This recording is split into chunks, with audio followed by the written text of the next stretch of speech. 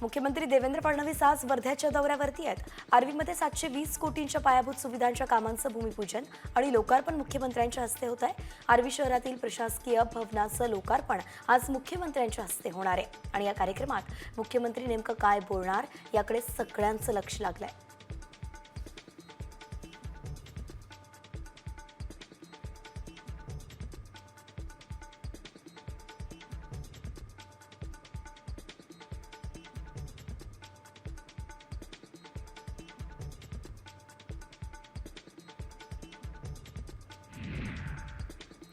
गर्भवती महिलेच्या मृत्यू प्रकरणी ससून रुग्णालयाची समिती चौकशी करणार आहे आणि यासह या गर्भवती महिलेला ज्या 3 रुग्णालयात उपचार देण्यात आले होते या तिन्ही रुग्णालयांच्या उपचारांची चौकशी या समितीमार्फत केली जाणार आहे। पुणे पोलिसांकडून ससून रुग्णालयाला चौकशी करण्याचं पत्र लिहिलं गेलं होतं।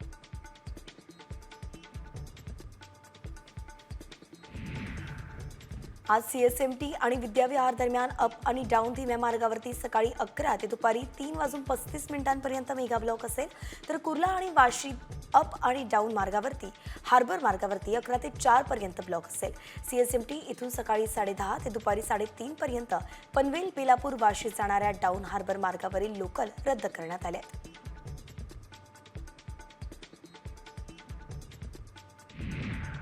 मध्य रेल्वेनं 16 एप्रिलपासून आणखी 14 एसी लोकल फेऱ्या सुरू करण्याचा निर्णय घेतला आहे आणि त्यामुळे सध्या धावणाऱ्या 66 एसी लोकल फेऱ्यांची संख्या 80 वरती पोहोचणार आहे। मात्र 14 पैकी सकाळ आणि संध्याकाळच्या गर्दीच्या वेळेत केवळ एकच फेरी उपलब्ध असेल।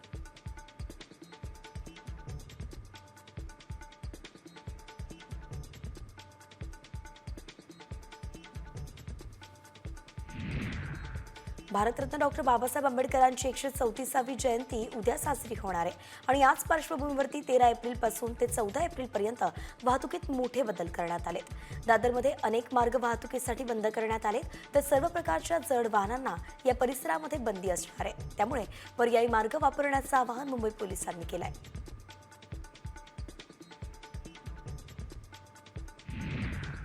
पंजाब किंग्सला पराभूत करत सनरायझर्स हैदराबादनं यंदाच्या IPLमधील दुसरा विजय मिळवलाय। डेव्हिड हेड आणि अभिषेक शर्मानं केलेल्या वादळी फलंदाजीमुळेच पंजाबच्या गोलंदाजींची धूळधाड उडाली आहे। अभिषेक शर्मानं 141 धावा केल्या, तर ट्रेव्हिस हेडनं 71 धावा केल्या।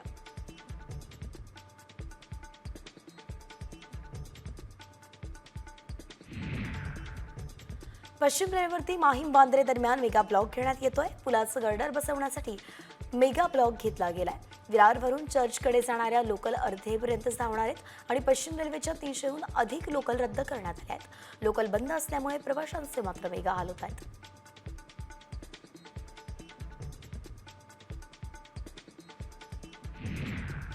लखनौ सुपर जायंट्सनं गुजरात टायटन्सला 6 विकेट्सनं पराभूत करत गुणतालिकेत मोठी झेप घेतली आहे।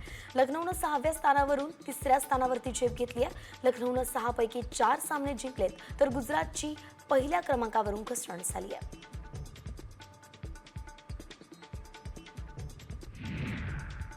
IPL 2025च्या पंजाब विरुद्ध हैदराबाद सामन्यात अभिषेक शर्मानं तुफानी फलंदाजी करत सर्वांची दाणादाण उडवली। अवघ्या 17 चेंडूंमध्ये 80 धावा करत त्यांनी शतक झळकावलं। त्याच्या फलंदाजीमुळे पंजाब किंग्सचे गोलंदाज अक्षरशः हतबल झाले।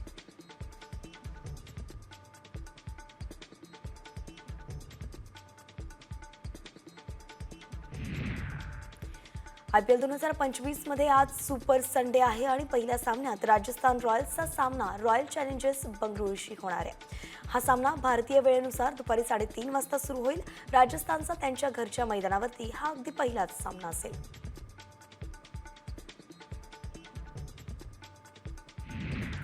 तर संध्याकाळी होणाऱ्या सामन्यामध्ये मुंबई इंडियन्स दिल्लीच्या अरुण जेटली स्टेडियमवरती दिल्ली कॅपिटल्सशी भिडणार आहे। दिल्लीचा हा हंगामातला पहिलाच घरचा सामना असेल। दिल्ली अपवादात्मक फॉर्ममध्ये आहे, तर मुंबई गती मिळवण्यासाठी संघर्ष करते।